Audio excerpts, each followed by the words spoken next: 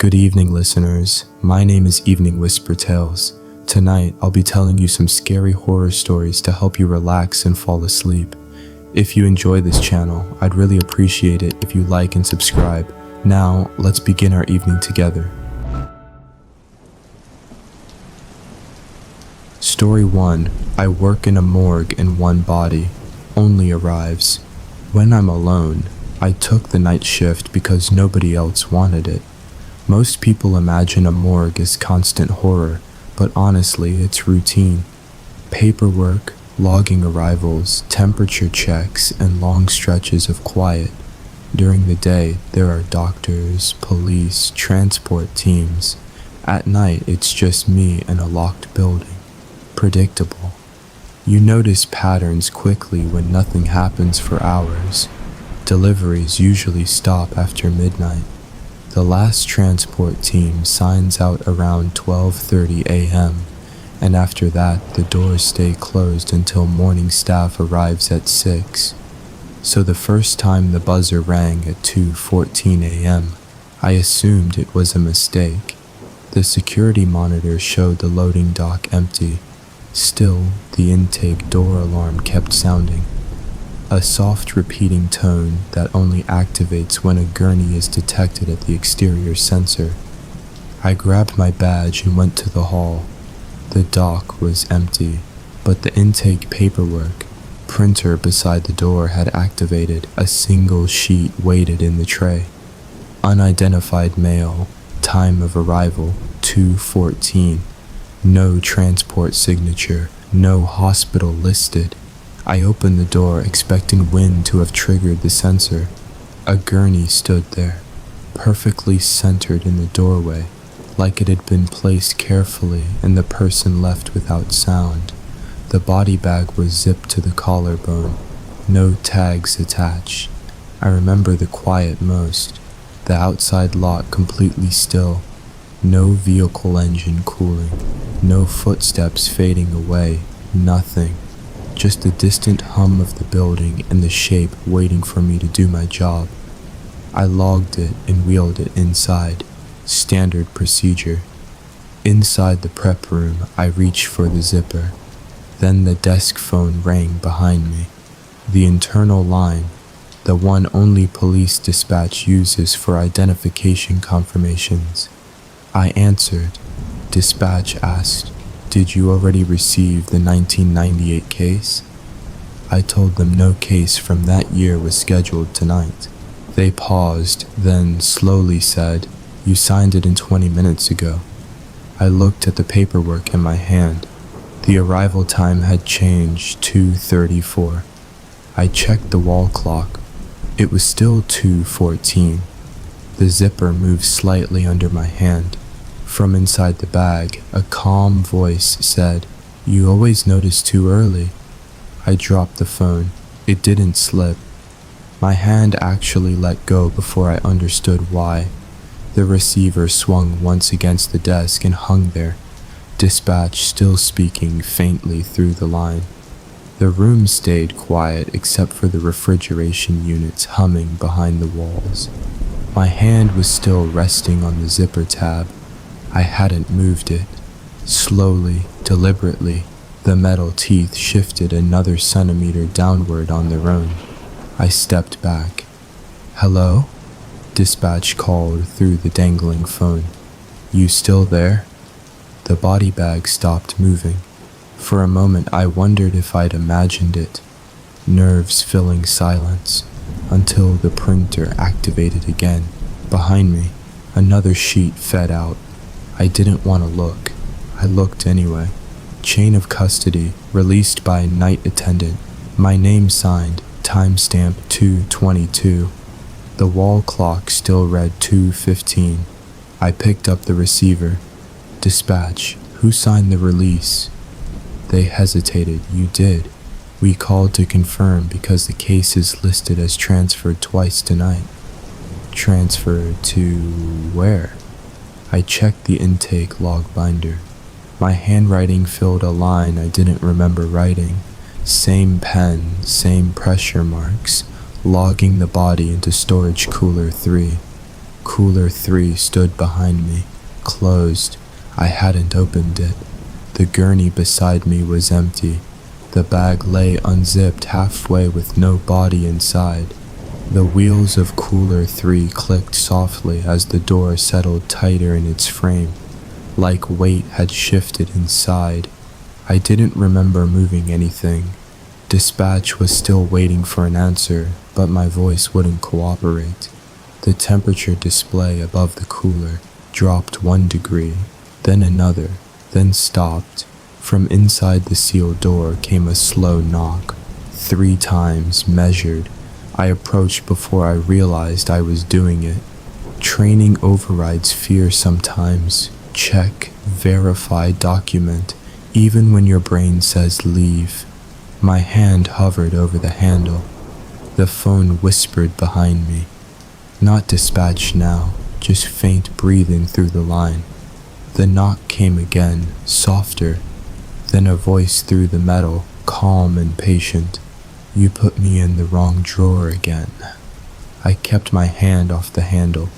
Something about the sentence felt strangely familiar, like I'd heard it in a dream or in a memory that didn't belong to me.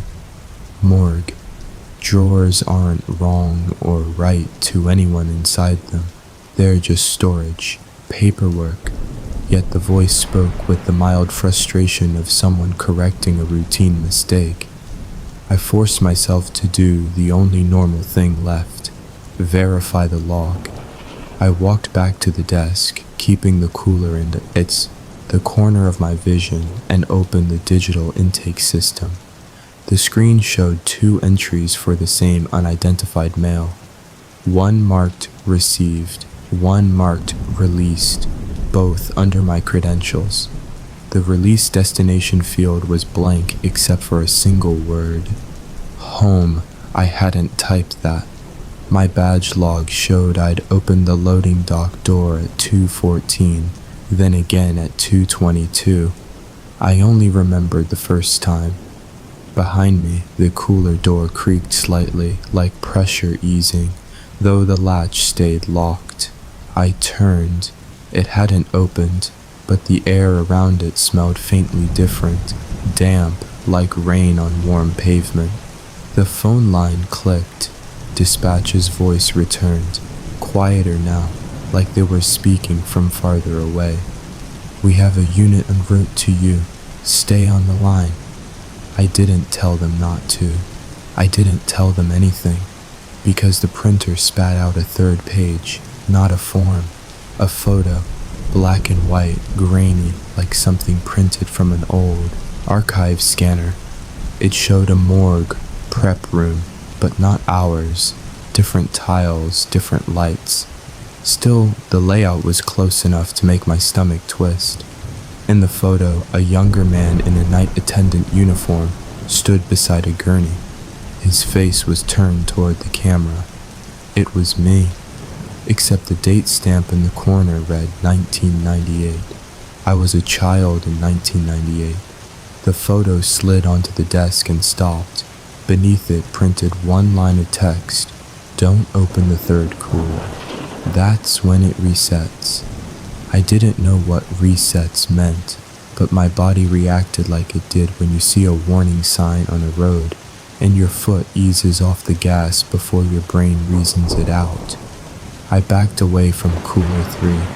As I did, the knock came from a different place, not from the cooler, from the loading dock door at the end of the hall. The buzzer rang once, short, polite. I checked the security monitor. A gurney sat outside again, centered perfectly, new body bag. This time the tag was visible. It had a name, my name. For a long moment I didn't move toward the dock. The camera feed stayed steady, fluorescent lot lights, empty parking spaces, and the gurney positioned exactly where the sensor would detect it. The tag tied to the zipper twisted slightly in the night breeze. I zoomed the monitor. The handwriting matched mine. Same slanted letters I used on every intake sheet. Behind me, Cooler 3 knocked once more. Softer now, almost patient. like whoever was inside knew I was distracted. The phone line crackled, dispatch again. Unit should be arriving shortly. Do not open any additional. The sentence cut off. Only breathing remained on the line. I stepped into the hall anyway.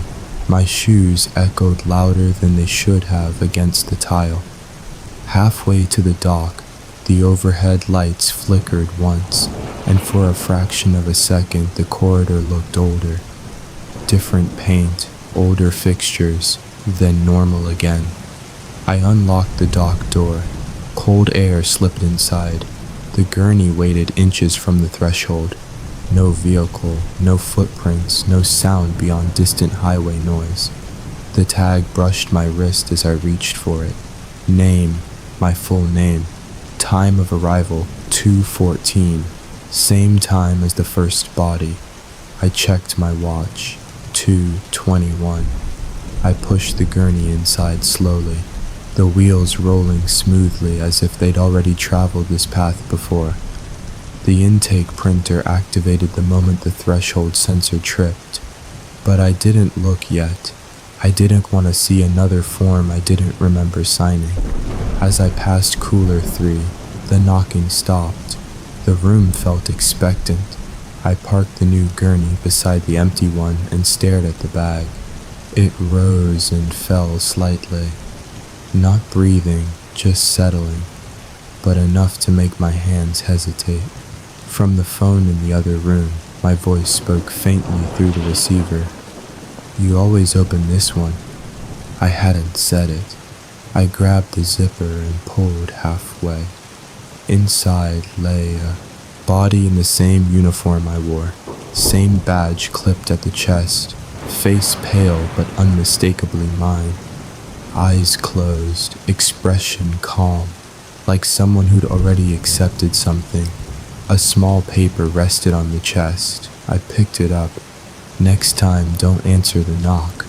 Behind me, Cooler 3's latch released with a soft metallic click, and another voice, identical to mine but steadier, spoke from directly behind my shoulder. You never listened to your own instructions. I didn't turn around immediately. The body on the gurney looked exactly like me. Not distorted, not dreamlike, just still, uniform pressed, badge number correct down to the scratch near the corner.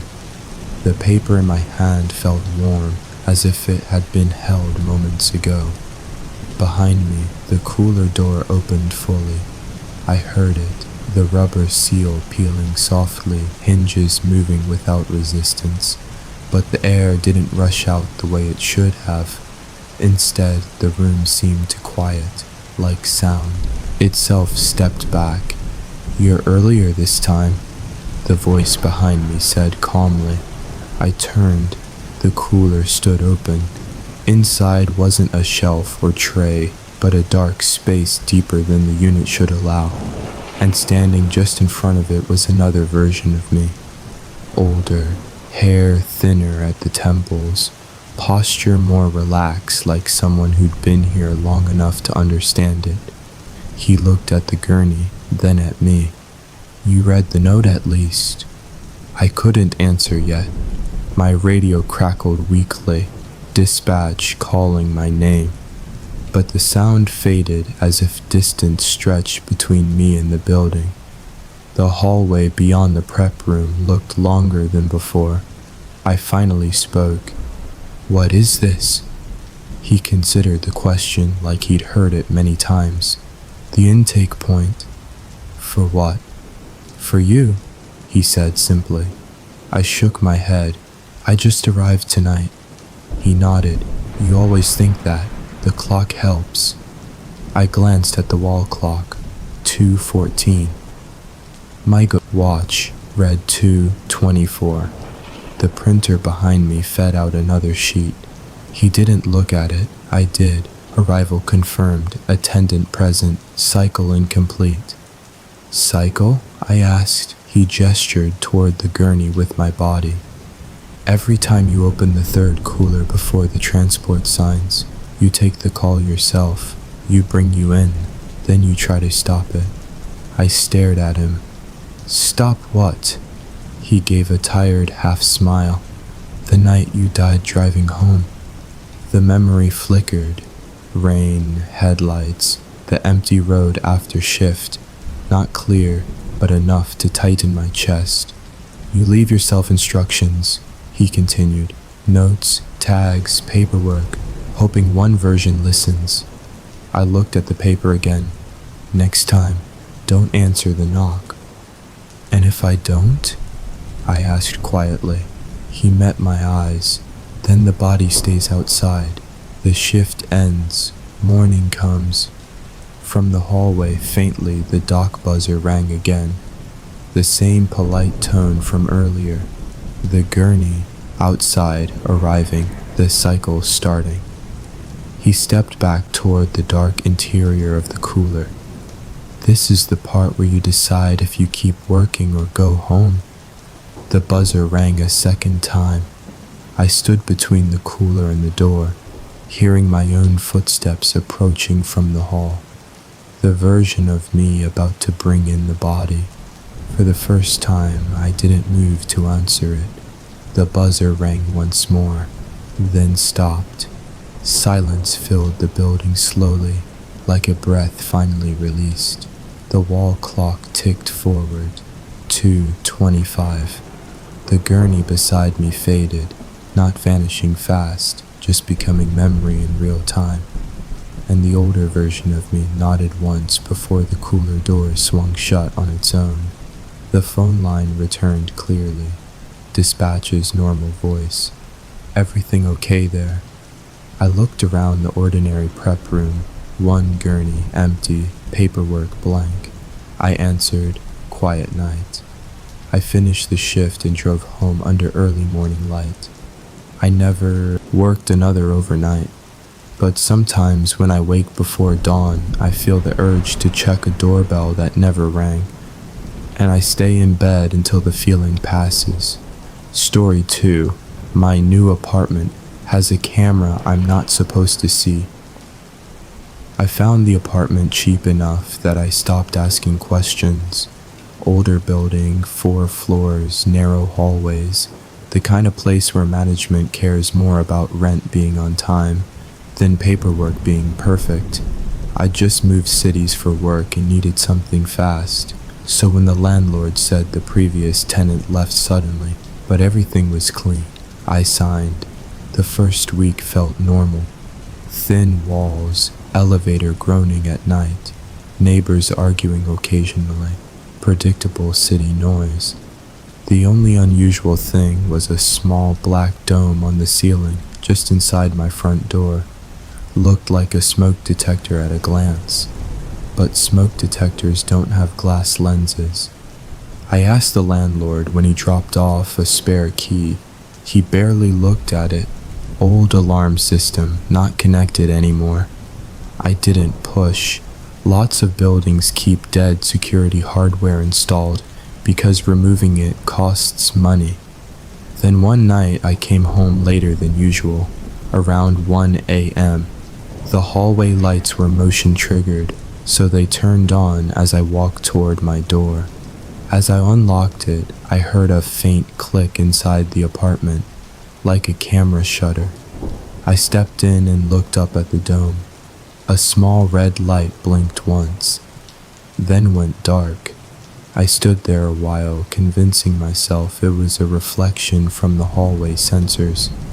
But the next morning, the dome was angled slightly differently than before. Not toward the living room anymore, toward the door, like it had followed me. I covered it with tape before leaving for work. When I came home that evening, the tape lay neatly folded on the entry table. I lived alone. The front door was still locked from the inside when I'd left. That night I unplugged the router, thinking maybe it was part of an old smart system somehow powered. At 2:03 a.m. my phone received a notification from an app I'd never installed. Live view available. The preview image was my hallway, taken from above, and in the frame I was asleep on the couch. Even though I was standing in the kitchen reading the notification, I stared at the screen long enough for it to dim. The preview didn't refresh. It wasn't a live feed moving in real time. Just a still image of me lying on the couch under the blanket I'd used earlier that evening. The angle matched the dome above the front door perfectly, but I was standing. I walked slowly into the living room. The couch was empty. Same blanket, same indentation in the cushion, but no one there. I looked back at my phone. The image hadn't changed, still me, still asleep. The timestamp read 2:03 a.m. Now. I checked the dome camera. No light, no sound, just a dark lens reflecting my confused expression. I didn't sleep much after that. Around 3 a.m., I unplugged the breaker to the entire apartment just to remove power from anything hidden in the walls. Everything went dark, except my phone screen. Another notification appeared. Motion detected. Hallway. The new image loaded slowly. This time the couch in the picture was empty, and the front door in the frame stood open. I spun around immediately. My real door was still closed and locked. Back on the phone, the image brightened, exposure adjusting, revealing the hallway outside the apartment. Someone stood just beyond the threshold, waiting. The next notification arrived before I could think. User joined live session. A message appeared beneath the image. You came home early tonight. I backed away from the door instinctively. The apartment stayed silent, breaker still off, no electricity anywhere. Yet the phone continued updating images every few seconds. In the next frame, the person outside leaned slightly closer to the doorway camera. The face remained just out of view until the following image sharpened. It was me, wearing clothes I hadn't owned in years. The timestamp in the corner changed. Yesterday, 2:03 a.m. Then another frame loaded. Same hallway, same position. Tomorrow, 2:03 a.m. And in that one, the door was open from the inside. My hand hovered over the lock. I didn't remember deciding to move toward it. Just the feeling that I needed to make sure it stayed closed. The metal felt colder than it should have with the power out, like the hallway air had seeped through the frame. Another image loaded. Live, 2:03 a.m. The door in the picture opened a few inches inward. I stepped back from the real one. It stayed shut, but the phone vibrated again. Not a notification this time. A message bubble appearing under the feed. You keep trying to stay ahead of it. The typing indicator pulsed for several seconds before the next line appeared. The camera only shows you what already happens. I typed before thinking. Who is this? The reply came immediately. Tenant before you. The hallway outside remained silent, but in the phone's image my future self stood just inside the doorway. Head tilted slightly as if listening to something deeper in the apartment. I wrote, How are you sending this with the power off?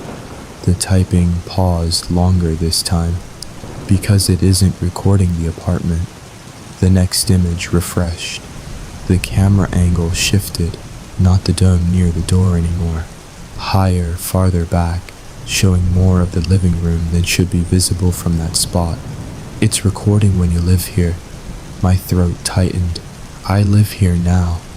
Another pause. Then, yes, so did I. The timestamp flickered between yesterday and tomorrow, rapidly before settling again on tomorrow's date. In that frame, the future version of me stepped fully inside and turned toward the living room wall. The one behind me right now. Staring at something I couldn't see, I turned instinctively. Nothing. The phone buzzed once more. You'll hear it in a minute. Don't answer it. I held still, listening. The apartment silent without electricity. Then, faintly from the kitchen counter, a landline I hadn't connected since moving in, came the sound of it ringing. The sound was unmistakable. Not electronic interference, not pipes. A clear, steady ring from the phone base sitting unplugged on the counter. The screen was dark, no power light, yet the speaker produced that soft repeating tone, like it had a signal to deliver no matter what the building allowed. I didn't move toward it. On my phone, the message appeared instantly. Good. The ring continued, patient, spaced exactly 3 seconds apart. I could feel it more than hear it, the way a vibration travels through a quiet room. Another image refreshed on the feed. Tomorrow, 2:04 a.m. In that frame, I, the future version, stood in the kitchen holding the receiver to my ear. My posture was rigid, listening, not speaking. I looked at the real phone across the room. It rang again. My hand twitched before I forced it still. The message bubble pulsed. If you answer, you stay. I typed, stay where? The response took longer. Here, on the other side of the camera. The ringing stopped, not gradually, mid-tone, cut off. The silence afterward felt heavier than the sound had been. My apartment remained dark, breakers still down, but my phone screen illuminated the room faintly as another frame loaded. Live 2:04 a.m. The hallway outside my real door. Empty, no one waiting now. Then the feed shifted again. Not hallway, not living room. A different angle I recognized slowly.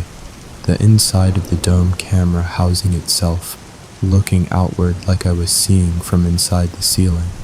A final message appeared. Now you know when not to be home. The feed ended. The app vanished from my phone as if it had never existed. Morning came normally.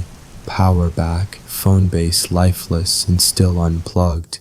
The dome camera looked ordinary again, dusty and inactive. I moved out that week. Months later, curiosity got the better of me, and I walked past the building at night. From the sidewalk, I could see my old unit's hallway through the stairwell window. At 2:03 a.m., the door opened briefly from inside, and someone who looked like me checked the hallway before stepping back in, exactly the way I used to when I first noticed the camera. Story 3. I took a temporary job watching a closed police evidence room. The assignment wasn't complicated. The department headquarters was renovating part of the building, and the evidence storage wing had to be monitored overnight while the contractors worked during the day. My job was simple. Sit at the desk outside the secured room, log anyone entering in the morning, and make sure nobody accessed it after hours. No patrol, no calls, just a chair, a hallway, and a locked metal door. I liked it immediately. The hallway had no windows, just steady fluorescent lights that never dimmed. The door itself required both a key and a badge, and the system logged every attempt automatically. After midnight, the building emptied completely. No officers, no clerks, just ventilation humming through vents. At 12:47 a.m. the first night, the door beeped once. Access denied. Normal. Systems check themselves sometimes. At 1:12 a.m. it beeped again. Denied. I checked the monitor. No badge scans logged, just the beep. At 1:40 a.m. the handle moved, not forced, just pressed lightly like someone testing it from the other side. I stood slowly and approached. Building's closed, I said automatically, though no one should have been inside the evidence room at all. The contractors never stored materials there, and I personally watched the last detective leave hours earlier. Silence. Then the reader flashed. off, but something in the darkness shifted off, but something in the darkness shifted. Not a person stepping forward, more like the outline of objects rearranging themselves in memory. I pulled the door shut immediately and it latched. The system log screen updated on my desk behind me. Entry, officer, my name, 0140. I hadn't moved from the hallway. From behind the door came the faint sound of a radio transmission. On an old analog channel our department stopped using years ago. And through the static, a dispatcher's voice calmly read an address I recognized from a case I'd worked early in my career, a case that never had a suspect. I went back to the desk first. If someone had actually used my badge, the access log would show the card ID. Instead, the system displayed only my name. No badge number, no credential string, just text as if someone had typed it directly onto the event history. Time, 1:40. I checked my watch, 1:41. The radio sound behind the door grew clearer, the distinct clipped cadence of old dispatch recordings from before digital systems. The voice read out the address again, followed by, "Unit acknowledge." I remembered that call. Early in my career, my first unsolved burglary that turned into something worse. A house where every room showed signs of someone living there, without the owner knowing. We never found who. I hadn't thought about it in years. The handle moved again, slower this time, pressing outward like weight leaned against the other side. The latch clicked once but didn't open fully. I spoke toward it. "Evidence is sealed, no one inside." The radio inside answered instead, my younger voice acknowledging the call. My stomach tightened. I stepped closer and listened. Footsteps echoed faintly through the metal, not in the room behind the door, but somewhere beyond it, as if the evidence room opened into a hallway that no longer existed in the building. The monitor on my desk flickered. A camera feed appeared automatically, one that wasn't part of the current system. Grainy black and white footage, body cam perspective. I watched myself from years earlier walk up to the front door of that case address. The timestamp read the same date as tonight. The door inside the evidence room creaked wider, just enough to let a sliver of colder air spill into the hall. From the radio came my younger voice. "Doors unlocked." Then, from inside the dark evidence room behind me, the same words repeated, spoken live, not recorded. "Doors unlocked." I didn't remember stepping closer to the door, but suddenly I was standing inches from the gap. Cold air slipped through, not refrigerated storage cold, but outdoor night air, damp like pavement after rain. The hallway lights above me flickered once and steadied again. The body cam footage on the monitor advanced on its own. I watched the younger version of me push open a house door from years ago. The same unsolved case, while the present door in front of me opened another inch in perfect sync. 2 doors, same motion. I forced myself to speak. "This room is sealed evidence. Identify yourself." Inside, the radio crackled and a second voice answered. Dispatch from that night, reading details I remembered writing in the report, but there was another sound layered beneath it. Breathing, close to the door, not coming from speakers, coming from the darkness just beyond the opening. I grabbed the handle and pulled the door shut. It resisted, not forced, just held, like someone on the other side rested their hand lightly against it to keep it from closing. After a second, the pressure released and the latch clicked into place. The monitor beeped behind me. The footage froze on the moment my younger self stepped into the house foyer. A new line appeared in the log. "Exit, officer." My name. 142. I hadn't gone in. I checked the hallway around me instinctively, empty, unchanged, but the sound of footsteps now echoed faintly from farther down the corridor, in the direction of the building's front entrance. Not inside the evidence room, inside headquarters. Slow, deliberate, moving toward my desk. The analog radio behind the door spoke again, this time not dispatch, my own voice from years earlier. I think someone's already here. The footsteps outside my sight stopped just around the corner. The door behind me unlocked itself with a soft mechanical click, and from the other side, calm and patient, my voice spoke in the present tense. You left the scene unfinished. I didn't turn toward the corner. Every instinct said someone was about to step into view, but the hallway stayed empty, just the hum of fluorescent lights and the faint ventilation echo through the building. The evidence door behind me stood unlocked now, slightly open again, breathing colder air into the corridor. The body cam monitor advanced another frame. My younger self in the footage moved deeper into that old house, flashlight sweeping across furniture that looked disturbed but not broken. The exact detail I'd written in the report, signs of occupancy, no forced entry. Then the monitor flickered. The camera angle changed. Now it showed the hallway where I currently stood, grainy black and white. I was visible from behind, standing in front of the evidence door. The timestamp in the corner matched the night of that case years ago. Footsteps sounded again, this time behind me. I turned. No one, but on the monitor, someone walked past me and toward the building exit. A silhouette shaped exactly like me, younger posture, quicker stride, leaving the frame. The log screen updated, unit cleared scene, 0158. That was the time I'd officially ended the call back then.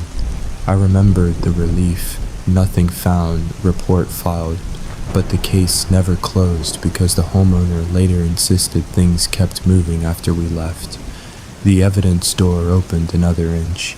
From inside came the faint smell of that same house. Old wood and dust, impossible in a sealed storage room. The radio spoke softly again in my younger voice. I'm probably overthinking it. I stepped forward before I could stop myself and look through the gap.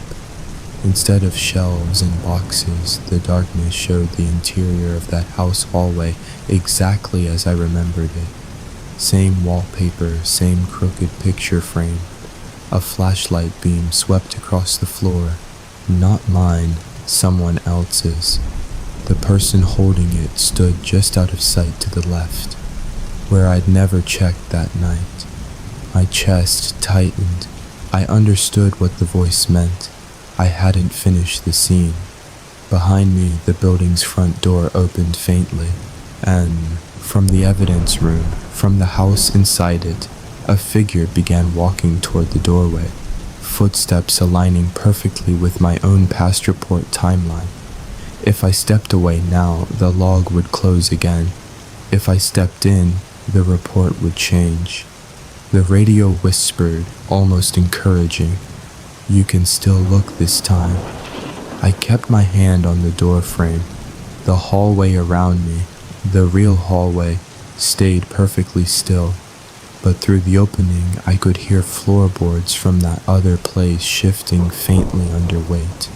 Not random noise, movement. My memory of the case had always ended at the threshold. I'd checked every room except the narrow side corridor the homeowner insisted led nowhere important. I'd written it off as storage. Inside the evidence room, the younger version of me stood frozen in the house foyer, about to turn back toward the exit. Exactly the moment the report ended, but the second set of footsteps kept coming. Closer. I spoke without thinking. "Police department, show me your hands." My voice echoed both in the hallway and inside the house at once. The younger me in the footage paused mid-turn. The figure down the unseen corridor stopped too. For the first time, the timeline didn't match the report. The log terminal behind me chimed and updated, scene active, as I took a step through the doorway.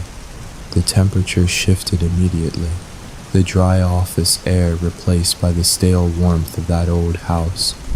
My shoes pressed into wood flooring instead of tile.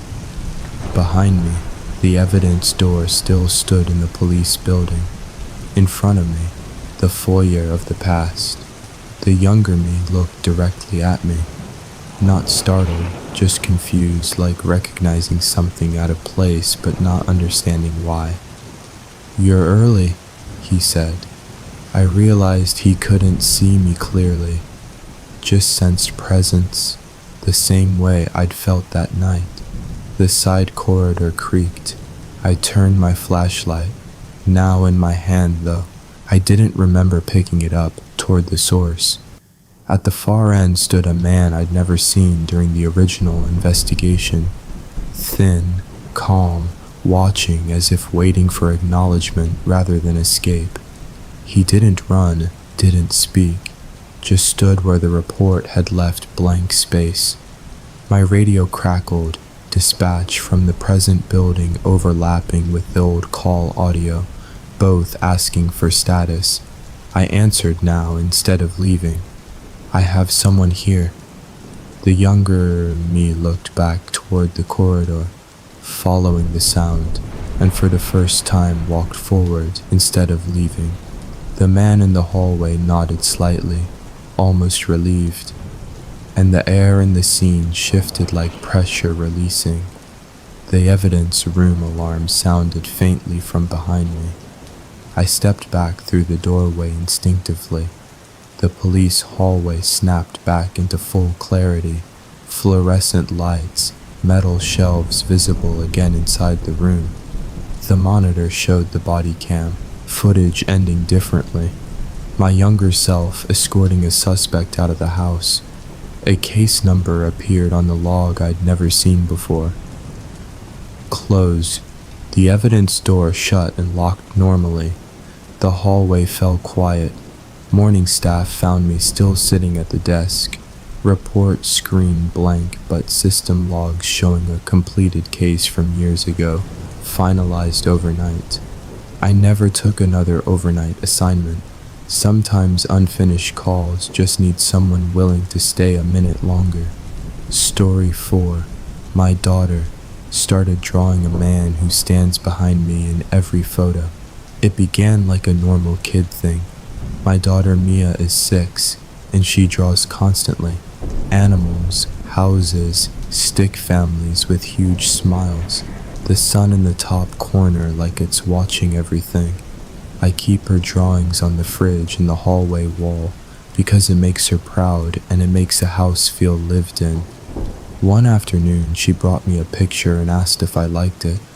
It was our family, me, my wife, and her holding hands in the living room. The couch was there, the window, even the plant my wife keeps forgetting to water. But behind me, drawn in gray pencil heavier than the rest of the lines, was a tall man. No face, just a long shape with arms that stretched too far down. I asked who it was. Mia shrugged like it was obvious. "That's the one who stands behind you." I laughed a little because kids say creepy things without meaning to, and told her it looked spooky. She frowned. "It's not spooky, it's just there." I asked when she saw him. She pointed toward the hallway where our family photos hung. "In the pictures." That night after she slept, I walked the hallway and looked at the photos. Normal stuff. Birthdays, vacations, a beach trip where Mia is covered in sand. Nothing strange. Still, the drawing sat in my mind. The next day, she drew another. Same family, different scene. This time us in the kitchen eating pancakes. Again behind me, the gray man. I asked if she saw him right now. She looked past my shoulder and nodded once like she was confirming something. "He's closer today," she said. I turned quickly. Nothing.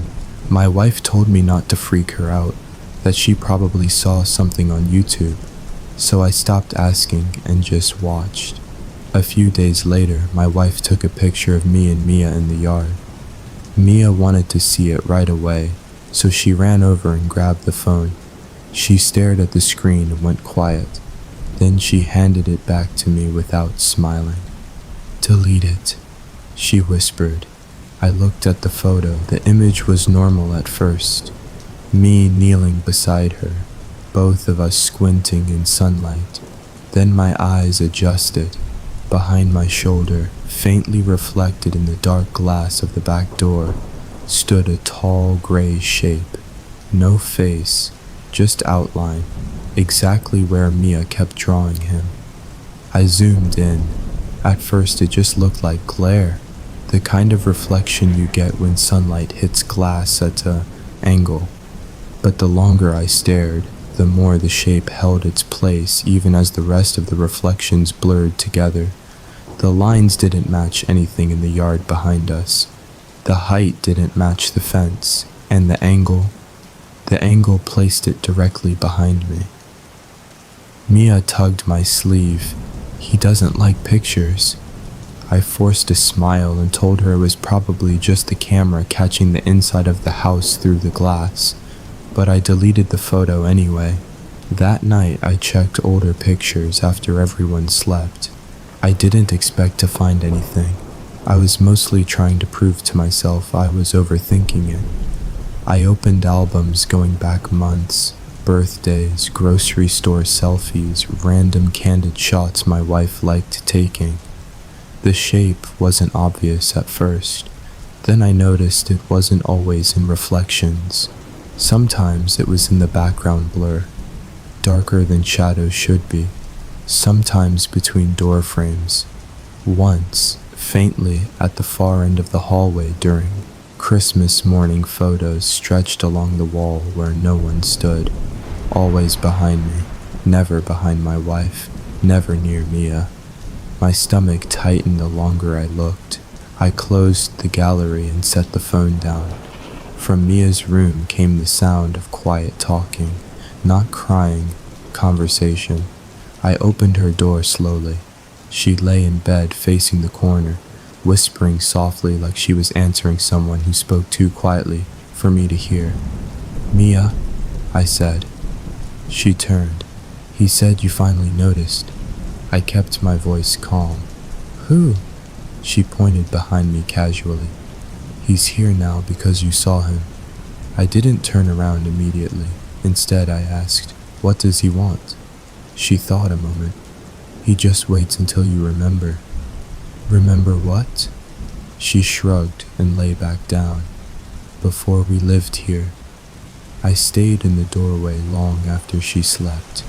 The hallway behind me felt occupied. Not sound, not movement. Just a sensation of someone standing slightly too close. The next morning, I checked the date we moved in. Then I searched the property records. The previous owner had lived alone. Male. Height listed on his driver's license, 6'5". Declared missing the week before we bought the house. That afternoon, Mia handed me another drawing. This time the gray figure wasn't behind me. It stood at the front door, and beside it was a smaller outline shaped like a child. I stared at the drawing longer than I wanted to. The tall figure by the door made my stomach twist already, but the smaller outline beside it bothered me more. Mia didn't draw random extra people. Every picture she made was specific. Mom, Dad, her, sometimes our neighbor's dog if it wandered over. "Who's that?" I asked carefully, pointing to the smaller shape. She looked confused. "That's me." "You're already here," I said gently. She shook her head like I misunderstood. "No, that's where I stand when he opens it." I didn't ask more after that. That night I checked every lock twice before bed, not because I thought someone would break in, because the front door suddenly felt like part of something already inside. I even pushed a chair under the handle, something I hadn't done since living in my first apartment. Around 2 a.m., I woke without knowing why. No noise, no dream, just awake. The hallway light was on. We never left it on overnight. I stepped out quietly so I wouldn't wake my wife and looked down the hall. The front door stood closed, chair still wedged under the handle, but Mia stood a few feet from it in her pajamas, facing it calmly. "Mia?" I whispered. She didn't turn. "You weren't supposed to wake yet." I walked closer and gently put my hand on her shoulder. She didn't react, not sleepwalking exactly, more like waiting. "What are you doing?" "He almost remembers tonight," she said softly. "Who?" She tilted her head toward the door. "The tall man. He lived here when you were little." I froze. We hadn't moved to this town until last year. "I never lived here before," I said. She frowned. "Yes, you did. You left and forgot." The door handle moved once under the chair, not enough to open, just enough to press against the wood. My chest tightened. "Mia, back to bed." She didn't move. "Dad," she whispered. "He says you promised to come back for him." The hallway suddenly felt smaller, air heavier. The house creaked, not settling, but shifting weight like footsteps on the porch outside. I looked through the peephole. For a moment I saw only darkness. Then my eyes adjusted. A tall figure stood on the other side of the door. Not clear enough for features, just height, shoulders, presence, standing exactly where someone would if they'd been waiting a long time and expected the door to open eventually. Behind me, Mia spoke again, voice barely audible. "You always locked it before you left." The figure outside lifted one hand slowly toward the knob, and from somewhere deep in memory I felt recognition, not fear. The uneasy familiarity of remembering a place you haven't thought about in decades, like a childhood house you moved away from, except I had no memory of living here. The door handle pressed harder against the chair, and a voice through the wood, gentle and patient, said, "You said you'd come back when you grew up." I didn't answer the door, not because I was brave, because something in me already knew opening it would confirm more than I was ready to understand. I stepped back, guiding Mia with me toward the bedroom. She walked calmly, glancing once over her shoulder like she expected the door to open anyway. The handle pressed again. The chair scraped an inch across the floor. My wife stirred awake as we entered the room. "What's going on?" I told her Mia had sleepwalked. It was the closest normal explanation I could reach. She pulled Mia into bed with us, and eventually the house fell quiet again, but I stayed awake. Around sunrise I checked the door. Still closed, chair still there. Except the deadbolt, the one I'd locked, sat turned halfway open, as if someone had tried it from the inside and stopped. Later that morning, I went back to the property records office. The missing owner's name kept bothering me, not the disappearance, the date of birth. It matched mine. Same day, different year, about 30 years earlier. The clerk told me something odd while pulling older files. The property had been owned by the same family before, passed down, then vacant for decades before resale. I asked the family name. She said mine. I laughed at first, assuming coincidence. Then she handed me a scanned record from decades ago, a photo attached to a residence form, a tall man standing beside a small boy on the front porch. The Boy looked like me at 5 years old. I drove home in silence. The house looked unchanged, sunlight ordinary across the lawn. But the familiarity I couldn't place before now pressed harder. The angle of the walkway, the window placement, the hallway length. Memory doesn't come back all at once. It arrives as feelings first. And standing at the front step, I knew exactly where the old coat rack had once been, even though we'd never installed one. Inside, Mia ran to the hallway wall and pointed at the family photos. "He doesn't stand behind you now," she said. "Where is he?" She pointed to the front door. "Waiting for you to remember why you left him." That night, I didn't block the door. I sat in the living room with the lights off. At 2 a.m., a soft knock came, not demanding, patient. I walked to the door slowly, every step bringing fragments. A childhood friend too tall for his age, afternoons playing inside when parents worked late. Promise made before moving away suddenly after something happened I'd never been told. My hand rested on the knob. From the other side, the voice spoke gently. "You locked me in when they called you home." I opened the door. The porch was empty, but the air felt warmer, lighter, like tension released after years held tight. Behind me, Mia sighed softly in her sleep from the hallway. In the morning, the feeling of familiarity faded, not gone, just settled, the way memories do when finally placed correctly. I don't remember everything still, but Mia never drew the tall man again, and sometimes closure isn't meeting someone again.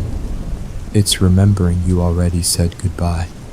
Story 5. I work night shift at a gas station and one customer only appears when it's about to rain. I've worked enough overnight retail to know regulars without ever learning their names.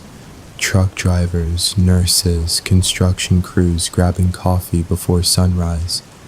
You recognize routines faster than faces.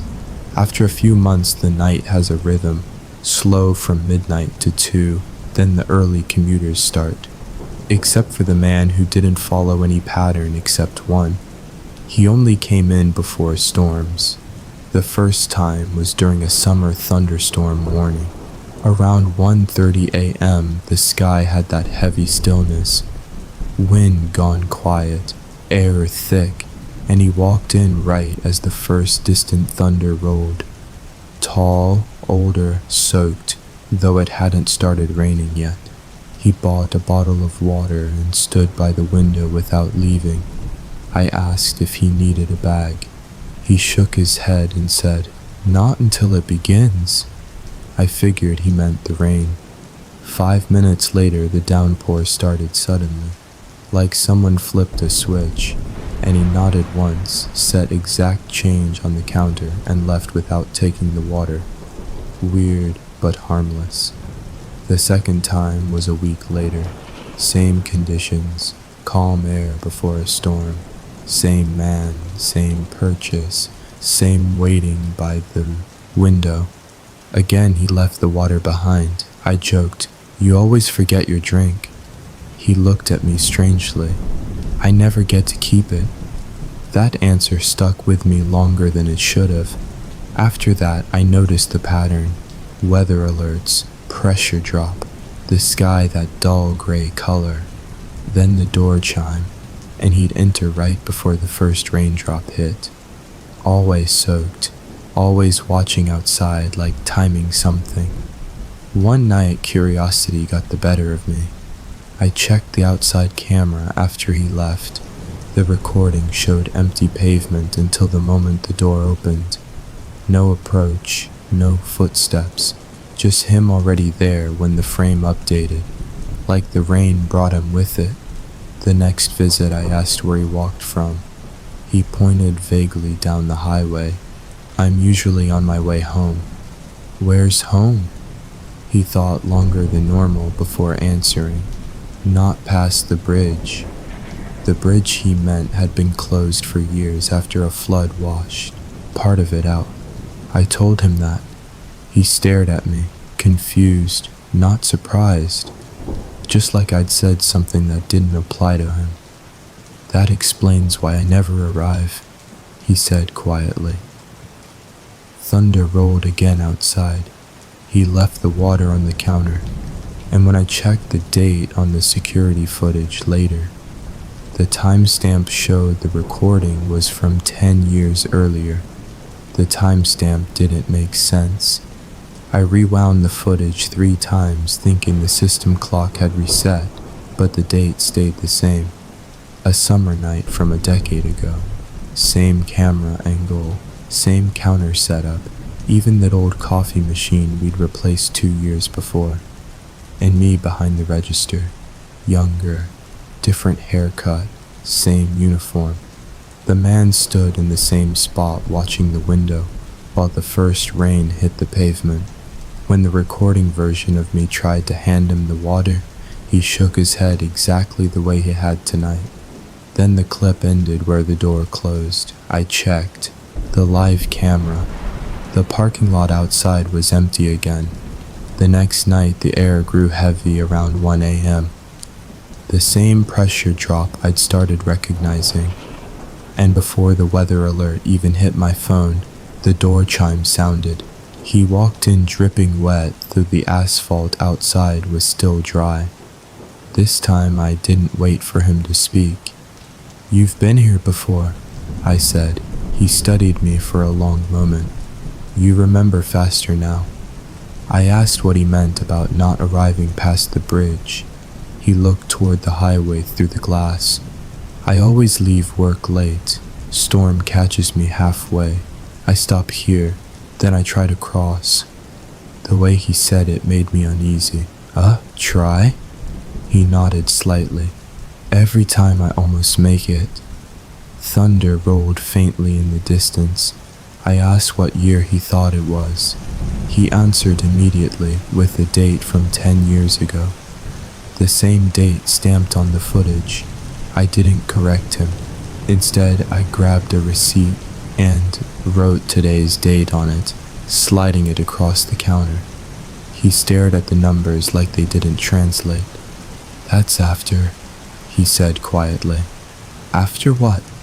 He didn't answer, just turned back to the window as the first raindrop finally struck the pavement outside. For the first time, he looked worried. "I stayed too long," he murmured. The downpour began suddenly, sheets of water hammering the lot, and the overhead lights flickered. The door chime sounded, but no one entered. He looked at the door anyway, then back at me. "Did someone else come in?" "No." He relaxed slightly, then placed exact change on the counter and pushed the water bottle toward me instead of taking it. "You keep this tonight." "Why?" "So you know I didn't make it." He walked out into the storm. I checked the camera immediately. In the recording, his figure reached the edge of the lot, and the image froze for half a second as lightning lit the road. In that flash, I saw another vehicle where he should have been standing. A crushed sedan halfway off the flooded bridge, right where the road dips out of view from the station. The next frame returned to empty pavement. The timestamp read 10 years ago again. I kept the bottle. It sat behind the counter for weeks untouched. Storm season ended and he didn't return. Then one night, months later, a sudden rainstorm hit unexpectedly. No forecast, just a fast-moving system, and the door chime rang. He stepped in dry this time, calm.